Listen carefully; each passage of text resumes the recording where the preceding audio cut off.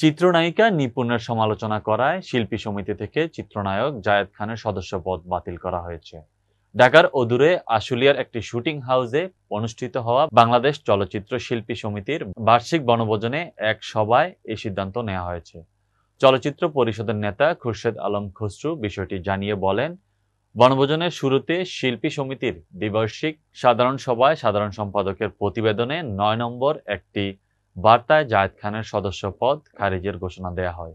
ঘোষণাপত্রে জানানো হয়, সাংগঠনিক দুর্বলতা না পেয়ে জায়েদ খান ব্যক্তিগত আক্রোশে ধারাবাহিকভাবে চলচ্চিত্র শিল্পী সমিতি সহ সাধারণ সম্পাদকের নামে মিথ্যা, মনগড়া, কুরুচিপূর্ণ কল্পকাহিনী সংবাদ সম্মেলন, ইউটিউব, ফেসবুক ও সামাজিক যোগাযোগ মাধ্যমে প্রকাশ করায় ২রা মার্চ সভায় সর্বসম্মতিক্রমে জায়েদ খানের সদস্যপদ বাতিল করা হয়েছে। তবে জায়েদ খান বলছেন, নিপুণ তো সাধারণ সম্পাদকই নয়। আদালত তাকে সাধারণ সম্পাদক হিসেবে রায় দেননি। দায়িত্ব পালন করার এখতিয়ারও তার নেই। তিনি বৈধ সাধারণ সম্পাদক নন। তিনি কিভাবে আমার সদস্যপদ বাতিল করেন?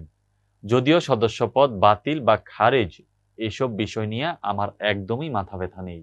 কিন্তু আমার অবাক লেগেছে এই ভেবে যে একজন অনির্বাচিত মানুষ কিভাবে একের পর এক সিদ্ধান্ত নিচ্ছে, আর কতিপয় ব্যক্তি তাকে সমর্থন দিয়ে যাচ্ছে।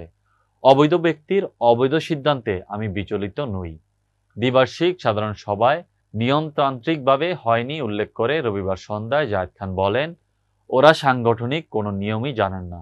একটি এজিএম কিভাবে আহ্বান করা হয় এসব বুঝেন না। ফলে যা মন চাইছে তাই করছে। সময় তাদের জবাব দিয়ে দিবে। আমাকে কিছু বলতে হবে না। কেননা আমি আপাতত নির্বাচন করছি না। তাই এসব নিয়ে আমার কোনো আগ্রহ নেই।